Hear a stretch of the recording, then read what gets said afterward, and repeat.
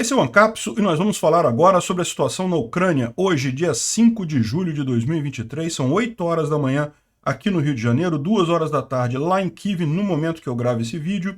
E antes da gente entrar no assunto, deixa eu avisar vocês que amanhã cedo eu vou dar uma palestra lá em Ibitipoca, num evento libertário em Ibitipoca, interior de Minas Gerais. Eu devo ir de helicóptero, vou pegar o voo no Santos Dumont, aqui no Rio, por volta de 8 horas da manhã. Então, o vídeo de amanhã eu vou tentar gravar ele mais cedo, tá? Mas se acontecer algum imprevisto, se eu não conseguir gravar o vídeo de amanhã, faz parte, foi por causa da viagem, não tem nada demais, não fiquem assustados, né? Enfim, bate e volta, eu vou e volto no mesmo dia, então a produção de vídeo não deve ser alterada aqui no canal de forma significativa. Eu vou deixar o link na descrição desse vídeo aqui, o link do evento, para quem quiser assistir minha palestra por lá. Então, é isso daí só para deixar esse aviso registrado, né? Bom, aqui na Ucrânia temos algumas informações importantes. Primeira coisa, hoje é 5 de julho, ou seja, é o dia que estava marcado para o, entre aspas, incidente na usina nuclear de Zaporizhia, né?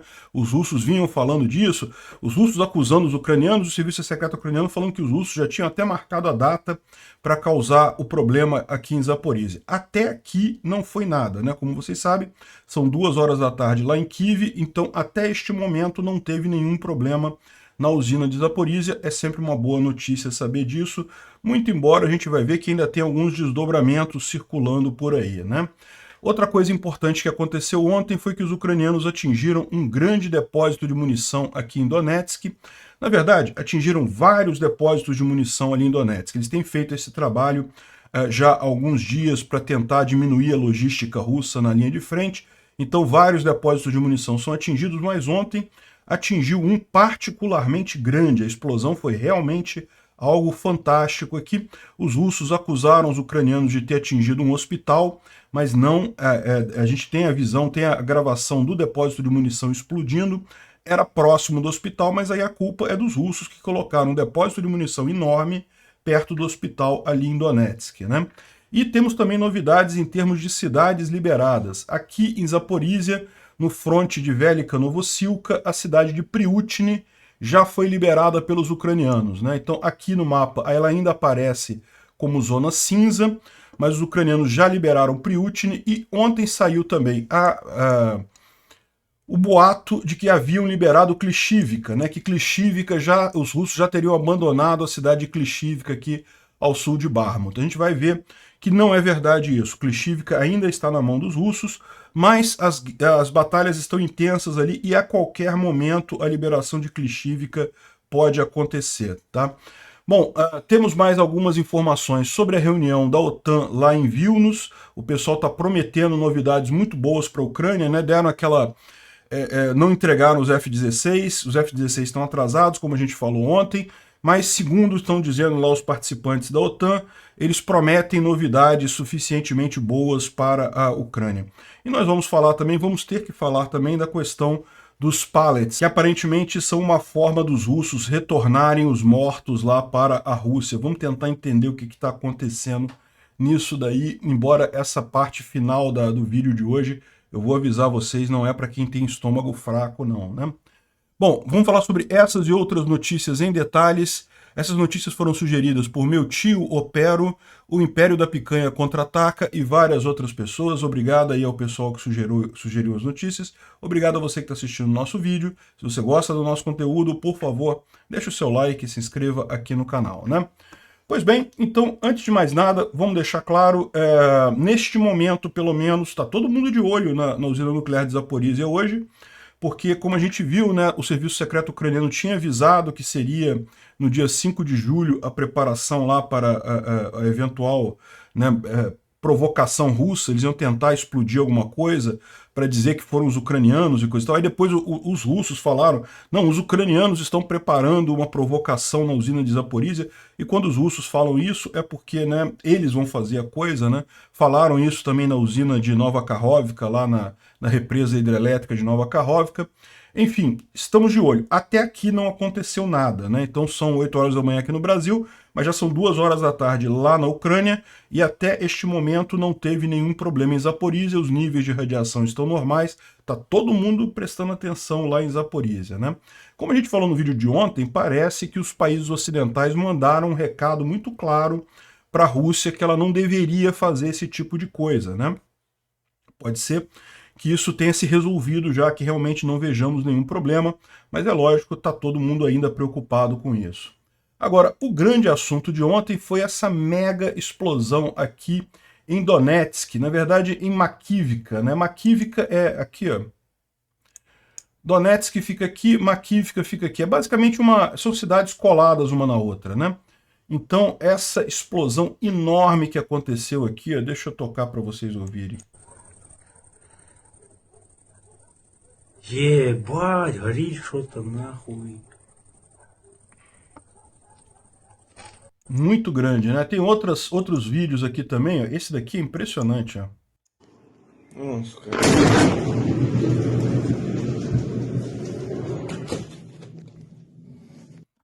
Impressionante o vídeo, né? Enfim, tem vários vídeos desses aqui, coisa e tal. Como eu falei, na verdade, a Ucrânia ela tem feito vários ataques desse tipo aqui na região de Donetsk. Donetsk era uma cidade muito grande antes de ser invadida ilegalmente pelos russos, né? Hoje em dia, a maior parte dos habitantes de Donetsk sumiu daqui, fugiu daqui, né? Mas ainda é uma cidade grande ainda, então tem muito lugar para os russos esconderem munição, equipamento e coisa e tal, então eles têm usado essa região toda aqui como um grande polo de logística para atender as tropas russas em toda essa linha de frente aqui, desde Bakhmut até Velika Novossilka, muita coisa é mantida aqui em Donetsk, né? Tem estradas grandes que ligam à Rússia, então eles conseguem fazer esse abastecimento a partir daqui.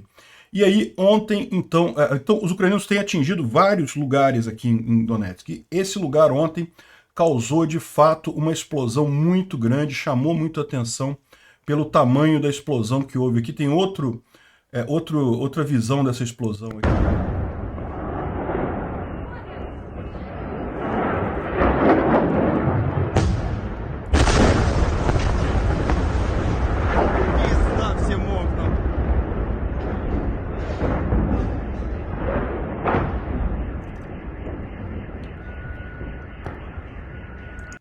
Nessa daqui dá para ver as munições explodindo, né? Porque o que aconteceu? A gente vai ver depois o vídeo completo. Era um depósito de munição grande, os ucranianos atingiram com HIMARS, teve um monte de explosão secundária e coisa e tal, e de repente alguma coisa muito grande explodiu ali, que foi aquela explosão maior que a gente viu, né? Eles fizeram aqui a geolocalização de onde é que houve o problema, e foi nessa região aqui. Isso aqui são prédios inacabados, eram prédios que estavam sendo construídos em Donetsk na época da invasão russa. Como os russos invadiram, a coisa ficou parada, né? Então foram abandonados esses prédios aqui que estavam sendo invadidos e que estavam sendo construídos. E aí os russos começaram a usar esses prédios aparentemente para armazenar munição. Olha o absurdo, né? Perto de um monte de coisa aqui, perto de hospital, aqui é o hospital, ó. Hospital número 2 aqui, pertinho do hospital, perto de um monte de coisa. Mas é aquele negócio, né? Os russos botaram uma coisa de munição perto de civis, um absurdo completo isso daí. Infelizmente teve sim aqui, ó, a explosão, eles fizeram a triangulação pela igreja, aqui pela posição da igreja. Teve muito dano em lojas ali da região, prédios próximos, né? Isso aí foi a onda de choque, né? A onda de choque realmente acabou gerando aí uma série de prejuízos ali na região. E é aquele negócio, né? É curioso até porque os russos acusam os ucranianos de esconder munição perto de civil, coisa e tal. Os ucranianos não fazem isso. Quando os russos atacam civis, eles estão atacando civis mesmo, não estão atacando nenhum depósito de munição ali perto. A gente sempre mostra aqui. Agora, aqui não. Aqui realmente os russos, como é normal com esquerdistas, eles acusam você daquilo que eles fazem.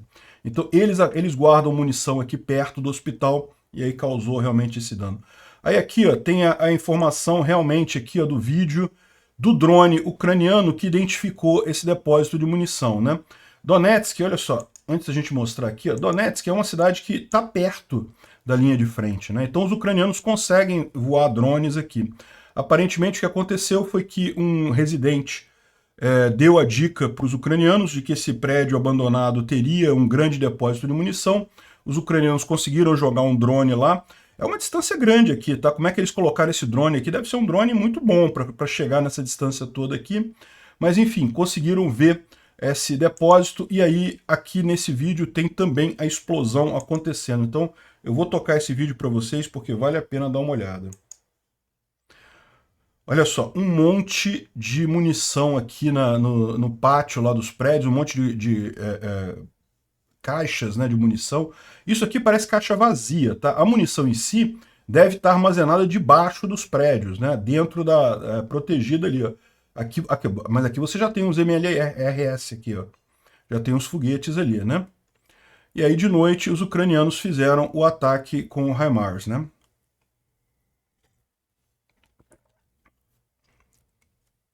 Então repara que num primeiro momento começa realmente, a munição começa a explodir, então, ou seja, foi realmente um depósito de munição, né? Aí não tem jeito de controlar isso, a munição sai explodindo para tudo quanto é lado.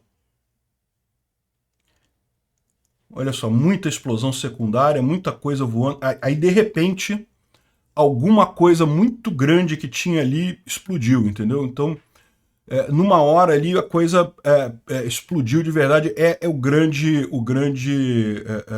explosão que você vê nos outros vídeos, né? Enfim, realmente causou um estrago. Era um bocado de munição que tinha ali, né? Para explodir desse jeito, para ter uma explosão tão forte assim, é porque tinha bastante coisa lá. Aqui mais uma imagem dessa mesma explosão, né? Aqui mais a distância e coisa e tal, mas também é a mesma explosão lá de Makivka. Aqui uma outra imagem também da explosão em Makivka. Enfim, tem vários vídeos dessa grande explosão ali que aconteceu na região, né? Aqui o pessoal está colocando a coordenada exata de onde é que é esse depósito de munição que explodiu. Aqui o hospital bem próximo, tá vendo? E como ele está lembrando aqui, claramente os russos estavam usando o hospital aqui como escudo humano, né? Para o depósito de munição deles. Então, mais um crime de guerra russo colocar um depósito de munição tão próximo do hospital aqui. E aqui também reforça a importância dos ucranianos liberarem essas áreas do Donbás e da Crimeia, toda essa área ocupada pelos russos, porque enquanto os russos estiverem lá, o pessoal está correndo risco também. Então, ou seja, só mesmo com um retorno da Ucrânia às suas fronteiras de 1991 que a coisa vai se resolver, né? Esse aqui é apenas um dos vários horrores que os habitantes dessas cidades ainda estão sujeitos lá, os habitantes das cidades ilegalmente ocupadas. Bom, e hoje cedo teve mais ataques. Isso aqui foi em Debaltsevo, também é perto aqui de Donetsk, que é um pouco mais ao sul aqui, mas teve também uma grande explosão aqui, né? Parece que os ucranianos estão realmente atingindo neste momento vários grandes depósitos de munição ali na cidade. Isso aqui em Yazhinovataya, ou seja, Yazhinovataya é aqui em cima, ó, nessa outra cidade perto de Avdiivka. Ou seja, os ucranianos estão fazendo uma limpa aqui nos depósitos de munição. Isso daqui é perto da estação de trem aqui, ó. Tá vendo? Isso aqui é um depósito, a linha férrea passa por aqui, e aí foi alguma coisa que explodiu aqui, bem na região aqui da linha férrea, né? Ou seja, provavelmente também os ucranianos não apenas atingindo o depósito de munição ali, mas também inutilizando, pelo menos por algumas horas, a linha férrea nessa região aqui, né? E, além disso, os ucranianos começaram uma campanha de contra-artilharia com os russos, ou seja, começaram a destruir um monte de elementos de artilharia. Esse daqui foi um deles lá em Bakhmut, mas esse é só um exemplo, né? Teve vários outros que foram atingidos aí nesses últimos dias, ou seja, é uma preparação muito forte que os ucranianos estão fazendo aqui, né? Provavelmente visando fortalecer aqui o fronte de Bakhmut, conseguir avançar aqui em Bakhmut. A gente sabe que o exército russo já está sentindo falta de munição, desde aquele momento em que teve aqui a destruição da ponte aqui em Shongar. Tem faltado munição na linha de frente aqui dos russos. É lógico, eles têm outros caminhos, não é que não vai ter nenhuma munição, mas você começa a ter menos munição do que o necessário para atender a necessidade deles aqui, né? E aí, justamente, parece que é essa a expectativa, destruir os grandes centros de munição aqui, que até os russos retomarem o suprimento, até eles conseguirem botar de novo munição ali, os ucranianos têm alguns dias aí para conseguir avançar sem se preocupar com isso. E com as peças de artilharia sem munição, elas ficam muito fáceis de serem atingidas pela artilharia ucraniana, né? Aparentemente é o que está acontecendo. Aqui a gente viu um exemplo desses aqui, mas se você olhar aqui no sumário do exército ucraniano de coisas atingidas de ontem para hoje, eles colocam aqui ó, que foram 36 sistemas de artilharia e 9 MLRS, né, ou seja, disparadores de foguete, né, lançadores de foguetes, que foram destruídos de ontem para hoje. Um número bem grande aí se você comparar com a média diária normal, né? Ou seja, o foco dos ucranianos nesse momento está justamente isso, desabilitar o máximo possível a artilharia russa. É lógico, ninguém está esperando acabar com totalmente todos os sistemas de artilharia, mas você diminuindo esses sistemas, você já ganha uma vantagem na hora de avançar ali em Bakhmut e nas outras linhas de frente também, né? E os russos estão tentando ainda tirar as forças ucranianas ali nas dachas oeste da ponte de Antonivka, né? Ou seja, isso aqui foi uma explosão que houve de ontem para hoje, e isso mostra que os ucranianos ainda estão ali, né? Porque como a gente falou, o lado ucraniano não está falando nada sobre essa ponte, essa cabeça de ponte ucraniana aqui na margem sul do Dnipro, né? Ou na margem esquerda do Dnipro. Os russos que estavam falando, mas daí o Ministério da Defesa russo proibiu os bloggers russos de falarem sobre isso, então a gente ficou meio sem informação. Será que os ucranianos ainda estão lá? Será que saíram? O que houve? E agora a gente tem informação que eles certamente ainda estão lá, porque os russos estão tentando tirar eles de lá, é sinal de que eles ainda estão lá, né? E pode ficar tranquilo, essa explosão aqui não pode ter tirado eles de lá, como eu expliquei para vocês. Isso daqui fica aqui em Kherson, na ponte de Antonivka, né? Os ucranianos estão aqui nessa área aqui, mas eles estão também toda essa margem aqui, ó. Essa margem toda aqui, ó, você só consegue chegar nela através desse ponto aqui, ó. Aqui é tudo alagado, né? Tudo alagadiço, tem um braço de rio aqui, então os russos, embora eles estejam aqui em Olesk, eles não conseguem atingir essa área aqui da ilha. Os ucranianos estão aproveitando toda essa extensão aqui para se esconder, de forma que mesmo os russos atingindo alguns pontos aqui, eles não vão conseguir desalojar os ucranianos. A cabeça de ponte continua firme e forte. Vamos ver se eles vão ter força para fazer alguma coisa significativa, né? Por hora, o objetivo deles aqui é só impedir a artilharia russa de usar essa margem como visualização da área que está ocupada pelos ucranianos aqui na margem direita, né? Então, o objetivo deles é só isso. E eles têm feito algumas reconhecimento em força, ou seja, alguns ataques de teste em Olesk. Por enquanto é só isso. Mas é verdade, pode ser que no futuro isso acabe se tornando algo mais significativo, né?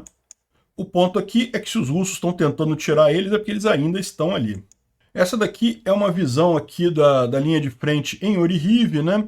E o pessoal que está meio otimista, tá? Ele está colocando Robotny como já tendo sido tomada pelos ucranianos, né?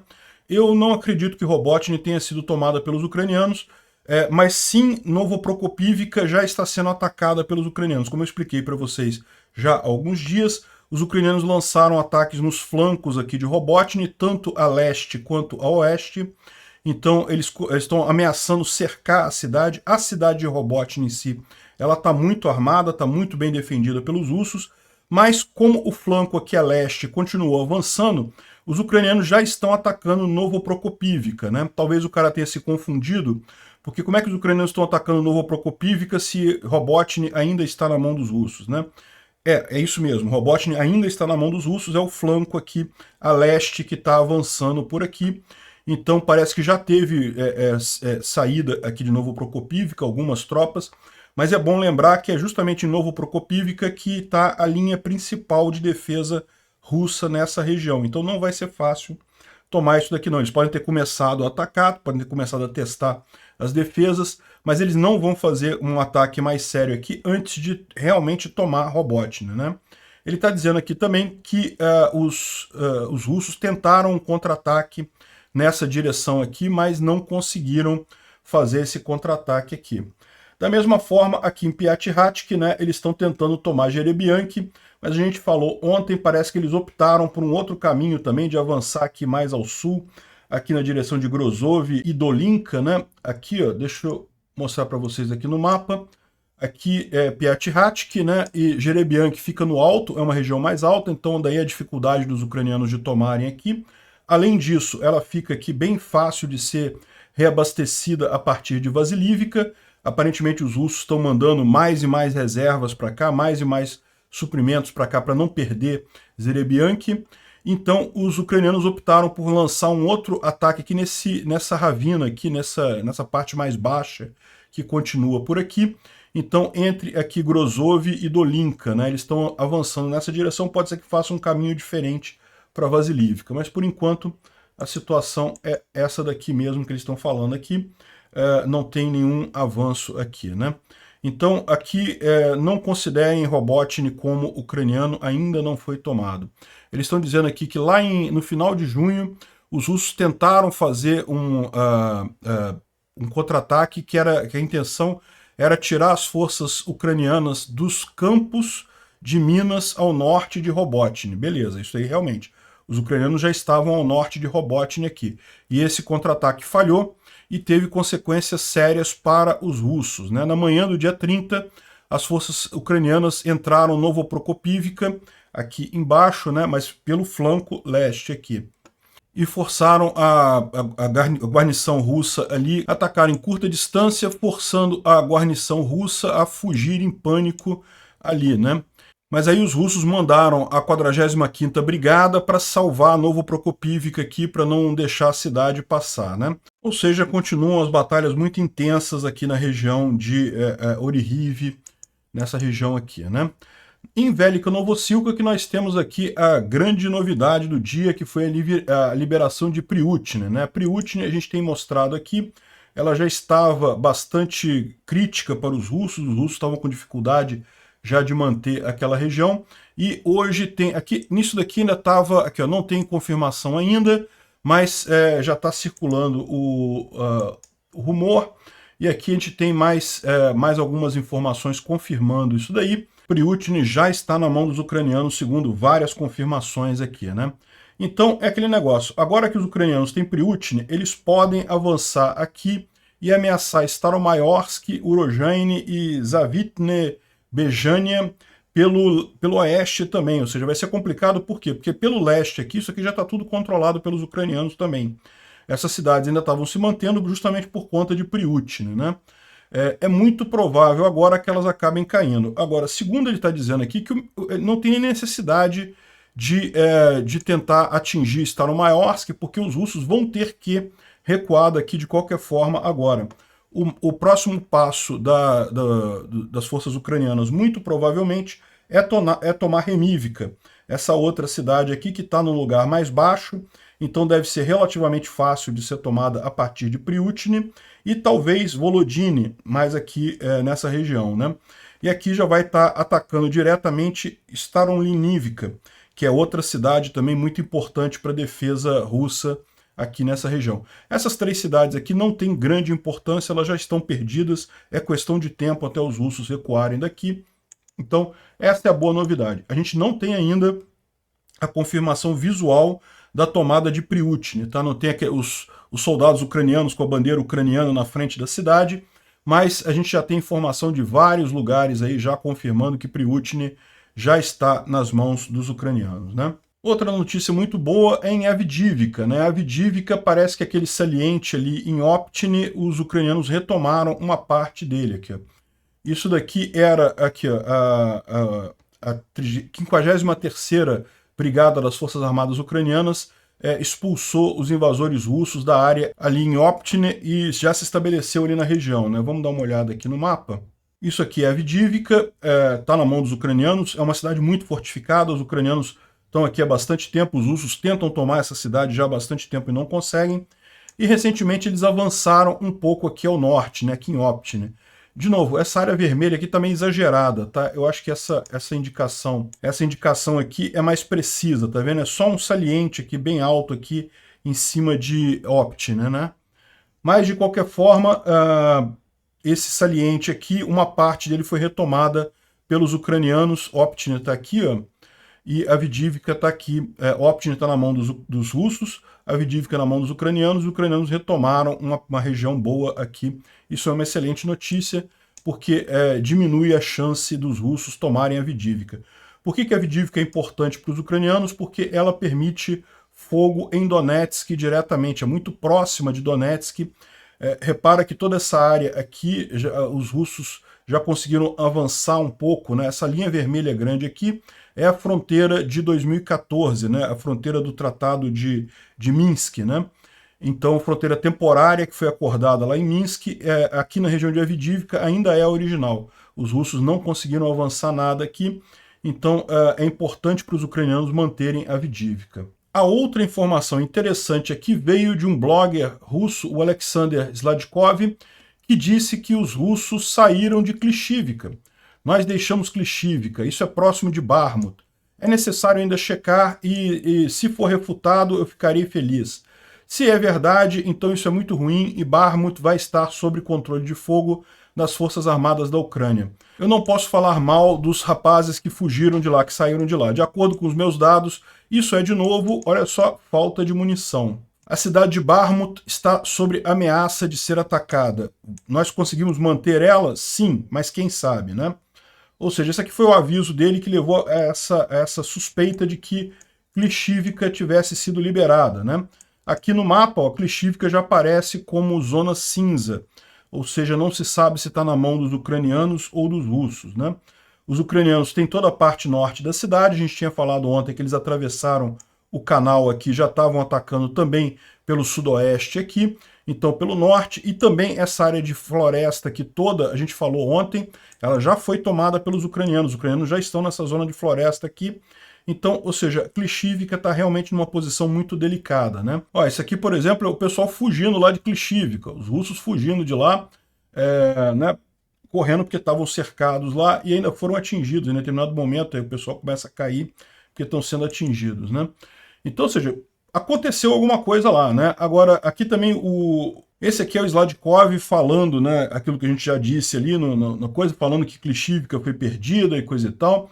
Agora, aqui embaixo veio o Rogov, que é um outro blogger militar russo, e ele diz outra coisa aqui, ó. Ele perguntou para o pessoal, por favor, esclareça a situação em Klishivka, é nossa ou não, né? No caso aqui é um russo perguntando. E aí o rapaz lá da região lá respondeu, eu li isso em Podolak e Sladkov, a situação é muito tensa e alarmante, realmente falta artilharia, mas ainda está conosco. Agora, é claro, tudo pode mudar conforme passar o tempo, né? E se acontecer desse jeito, se continuarmos sem munição, não vai ser nossa por muito tempo. Ou seja, segundo eles estão dizendo aqui, os russos estão apavorados com a falta de munição, mas Klishivka ainda está nas mãos dos russos neste momento, né? E aqui também tem de novo uma outra conta ucraniana aqui reproduzindo essa conversa dos russos, né, chegando à mesma conclusão, mas o interessante aqui é que um outro rapaz trouxe a informação aqui do Bakhmut Demon, né? O Bakhmut Demon, ele é um soldado ucraniano que está lutando ali na região. E aí, ou seja, perguntou para ele como é que é a situação em Klishivka, e ele respondeu aqui, ó, a batalha por Klishivka continua, está bastante difícil. Nós conseguimos destruir a área ali em Pokrovsk, Bakhmutsk, e eles têm muitas perdas de artilharia, né? E os HIMARS estão funcionando ali. Lembra aquilo que a gente falou no início desse vídeo? Os ucranianos estão atingindo grandes depósitos de munição russos e também sistemas de artilharia, né? Aqui o Bakhmut Demon está confirmando isso, que vários foram cancelados, né? Olha só, haverá notícias muito boas, né? Estamos quase completando alguma coisa. Ele não diz o que é, né? Então aqui, ó, embora os carrapatos ainda não tenham ido embora, o Sladkov está mentindo, mas a situação deles é crítica e isso foi criado por nós. As reservas deles, a gente espera, não vão chegar a tempo. Ou seja, o Bakhmut Demon está achando que... Ele confirma, Klishivka ainda está na mão dos russos, mas a situação lá está muito complicada e tem tudo para os ucranianos retomarem Klishivka em muito pouco tempo, né? Então é uma situação bem interessante aqui. e Klishivka é uma cidade crucial nesse flanco aqui de Bakhmut, né? Repara como é que os ucranianos estão destruindo completamente os flancos que foram criados aqui pelos russos para tomar Bakhmut, e os russos sabem, uma vez que eles percam Klishivka, eles ainda têm uma linha defensiva forte aqui em Odradivka e Optine, nessa estrada aqui, ainda tem uma outra linha defensiva aqui, mas depois disso não tem mais muita coisa não. Para os ucranianos avançarem com força por aqui, podem causar um estrago muito grande, podem obrigar os russos a sair de Bakhmut, né? Como a gente falou ontem, os russos estão mandando um monte de reserva para cá, estão mandando um monte de tropa, porque para eles enxergam a perda de Bakhmut como uma grande derrota no campo da informação, né? Vai ficar muito claro os russos perdendo terreno aqui, né? Aqui, ó, de acordo com informações, a 11ª e a 83ª Brigadas de Assalto Aéreo foram retiradas de Kherson e enviadas para Bakhmut, né? E também o 78º Regimento de Tanque e a 150ª Divisão de Rifles também foram movidos para lá. Também os grupos militares, os PMCs, né? O Patriot e a Gazprom, o Patriot que é ligado ao Shoigu e o Fakel que é ligado à Gazprom, né? Então 2 grupos paramilitares aqui.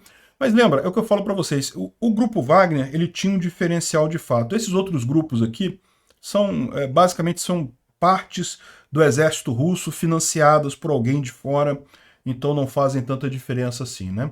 De qualquer forma, dá para ver que os russos estão desesperados, estão achando mesmo que vão perder Bakhmut, e não sei se essas reservas vão adiantar alguma coisa não, vamos aguardar aí nos próximos dias, né?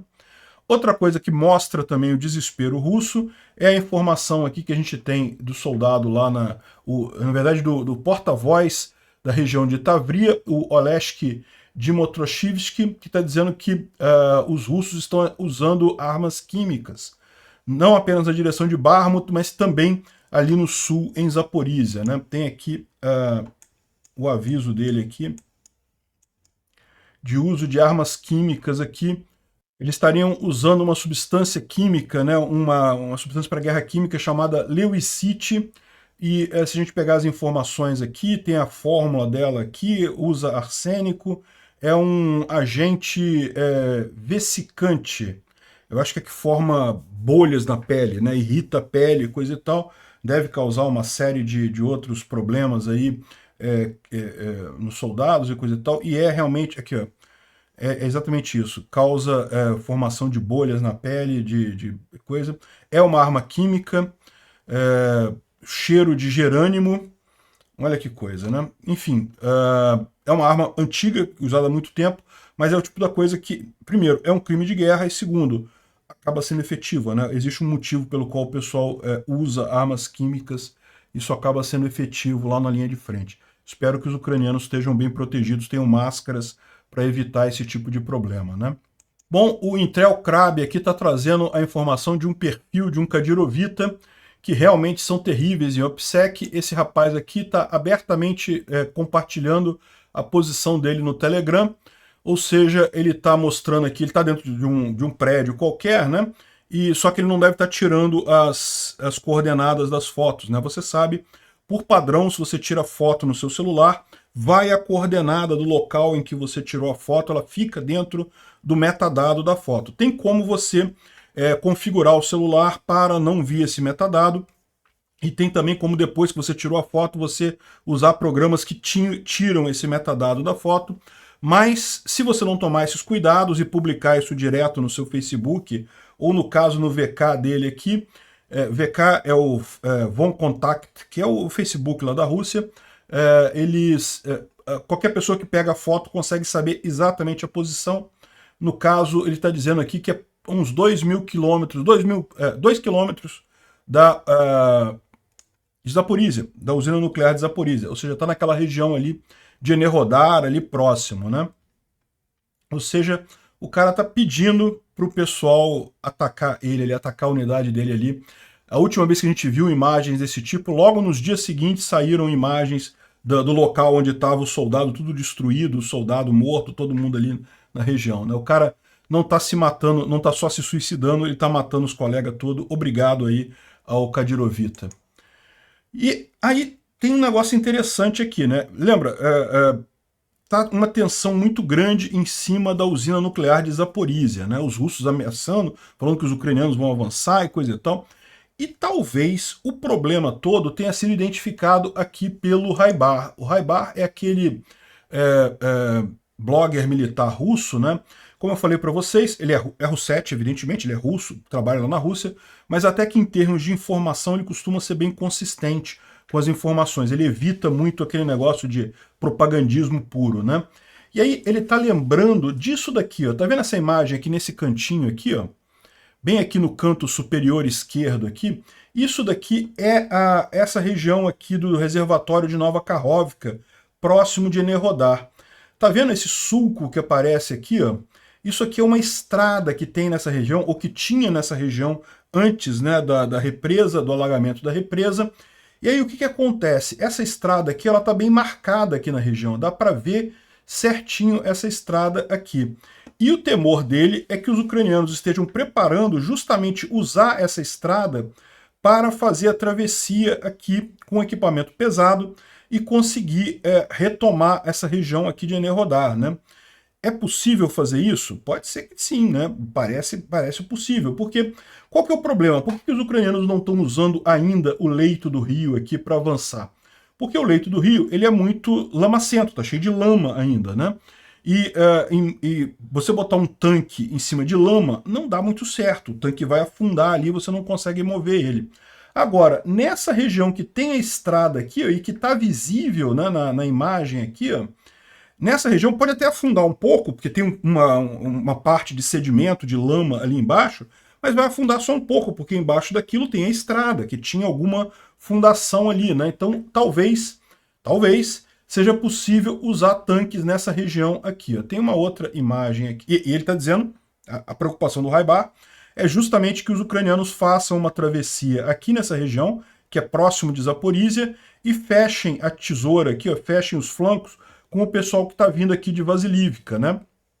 E daí expulsem os russos aqui da usina nuclear de Zaporizhia. Seria excelente se isso der certo. Se der certo, é excelente. Mas é lógico, vai ser um momento de muita tensão isso daí, porque não tem como ser fácil retomar essa usina de Zaporizhia, né? Aqui, ó, tem uma imagem trazida aqui por um outro usuário aqui, mostrando como é que dá para ver direitinho o contorno da estrada aqui, ó. Tá vendo o contorno da estrada? Os ucranianos teriam que fazer uma ponte temporária aqui de Nikopol para essa estrada, depois teriam que fazer uma outra ponte temporária do lado de cá, mas no grosso do trajeto aqui, ó, tá bem clara, bem visível a estrada, e mesmo que tenha lama por cima, pode botar o tanque aqui, porque o tanque vai segurar, o solo aqui é firme o suficiente para segurar um tanque se ele seguir bem no trajeto da estrada, né? Os ucranianos vão fazer isso? A gente não sabe, né? Isso aqui é só uma hipótese que ele está levantando aqui, mas pelo que a gente vê aqui, há sim a possibilidade de se fazer alguma coisa nesse sentido. Talvez seja por isso que os russos estão tão nervosos com a usina de Zaporizhia, né? Aqui o Lawrence Duff, ele traz aqui um detalhe muito interessante aqui, que é justamente, olha só, o gap que tem na defesa russa nessa região, né? Você tem um monte de tropas russas aqui protegendo a margem direita do Dnipro, desculpa, a margem esquerda do Dnipro, aqui na região mais ao sul da Ucrânia, né?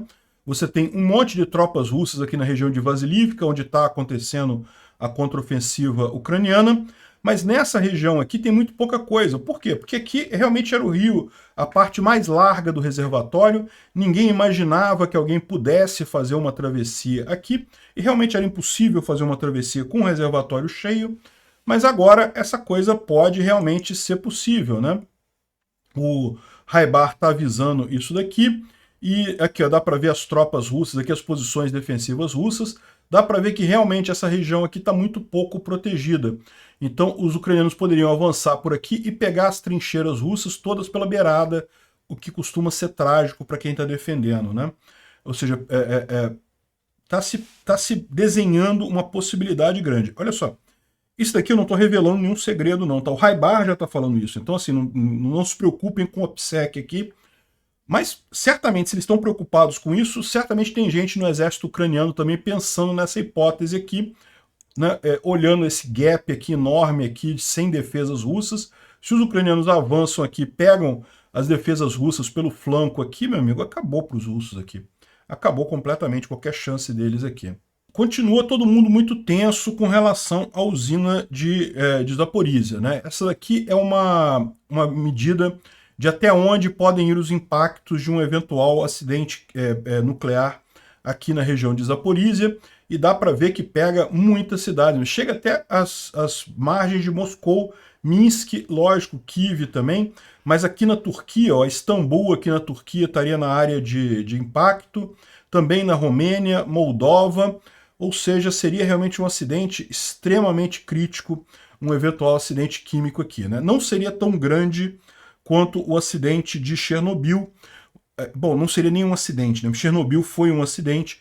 Se acontecer alguma coisa com a usina de Zaporizhia, vai ser um ataque russo. Evidentemente, os ucranianos não têm nenhum interesse em atacar uma usina nuclear no próprio território deles, mas os russos teriam esse interesse. Então, certamente não vai ser um acidente aqui, vai ser uma catástrofe nuclear causada pelos russos, né? E a informação que a gente tem é que os ocupantes russos estão saindo de Enerhodar em massa, ou seja, Enerhodar, olha só, aqui você tem a usina fica aqui, Enerhodar é essa cidadezinha aqui, que é justamente onde moravam os funcionários que trabalhavam na usina, né? Então tem toda uma cidade aqui do lado e que está tomada pelos russos. Supostamente a rota de ataque que os ucranianos poderiam fazer é justamente por aqui, então seria nessa outra cidade aqui de Kamianka, Dniprovska, mas os russos estão abandonando Enerhodar, e o medo do pessoal é justamente que eles estejam fazendo isso para evitar serem atingidos pela radiação nuclear, né? Estão tirando também tropas de Enerhodar e da região ao redor. Apenas uma dúzia de checkpoints nessa área continuam, né? E segundo a IAEA, tudo está estável, segundo eles, né?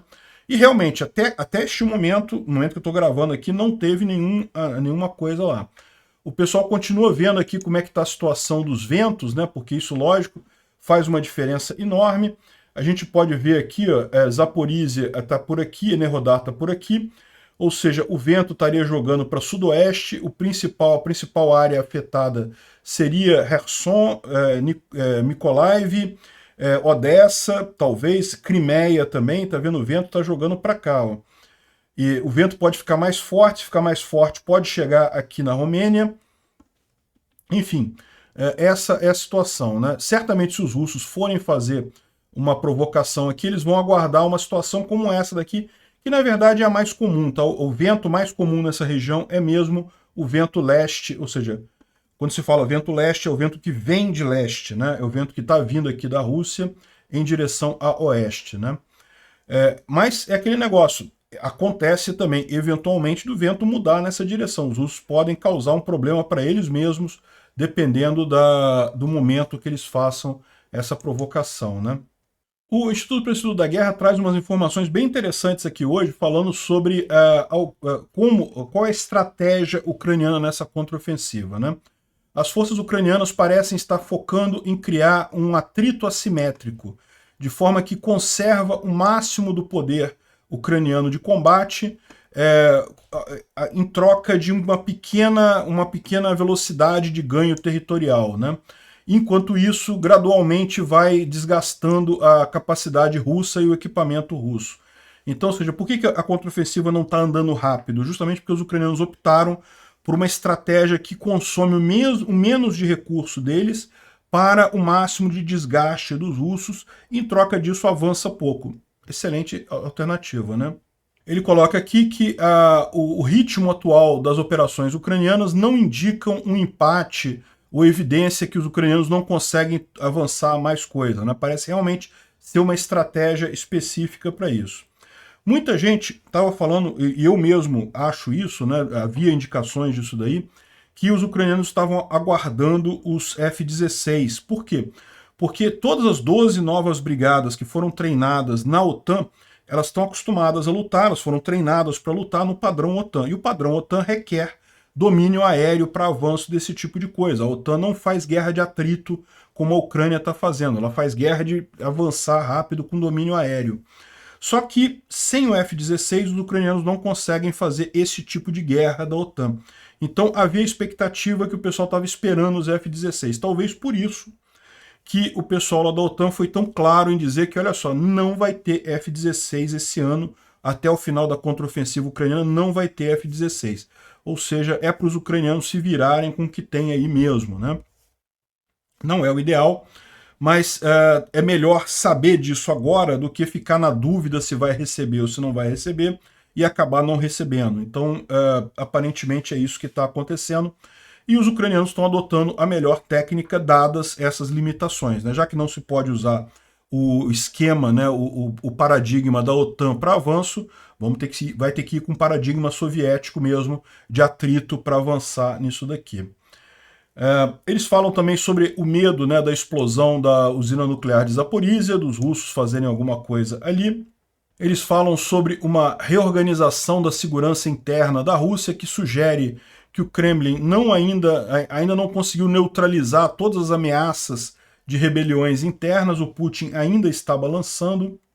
E finalmente fala aqui sobre o ataque de drones que foi feito lá em Moscou no dia de ontem, né? Mas que não teve nenhum grande impacto, segundo eles estão dizendo aqui, embora tenha obrigado a fechar o aeroporto lá de Moscou por algumas horas, né? Bom, teve aqui a informação de que uma planta térmica, né, uma usina térmica russa pegou fogo. A gente não sabe se tem alguma coisa a ver com a Ucrânia ou não. Não é uma coisa tão importante assim. Temos a imagem aqui de tanques T-55 velhos pra caramba, coisa mesmo que você vê. Lembra do Recruta Zero, né? Era um tanque desse tipo aqui que ele usava na época lá.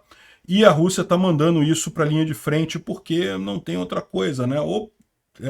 É o que restou do grande arsenal russo para ser usado aqui, né?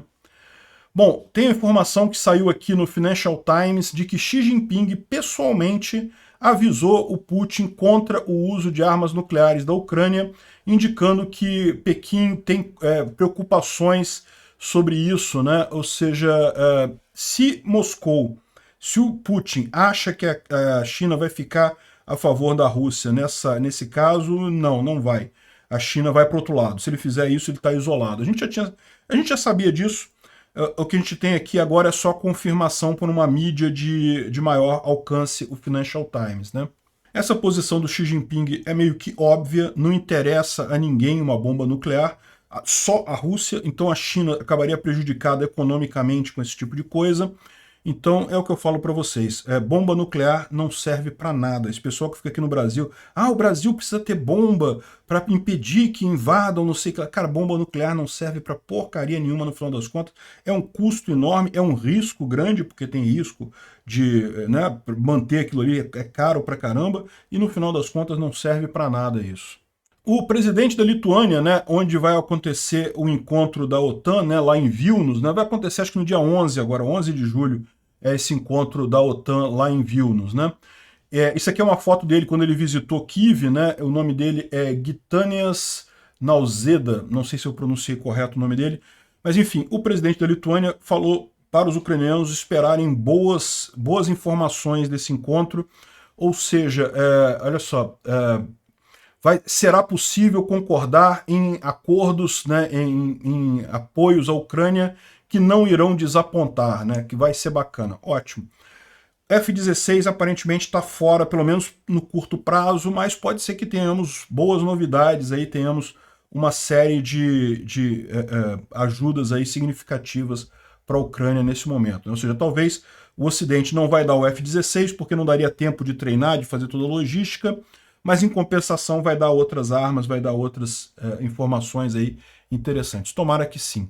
Bom, o ministro de Belarus de Transporte e Comunicação, o Alexei Avramenko, morreu. Ninguém sabe como, ninguém diz como, o cara é novo, 47 anos de idade, de repente teve aí um ataque cardíaco, passou mal depois de tomar um chazinho, voou por uma janela, alguma coisa assim, né? Essas coisas acontecem em países controlados por mafiosos, né?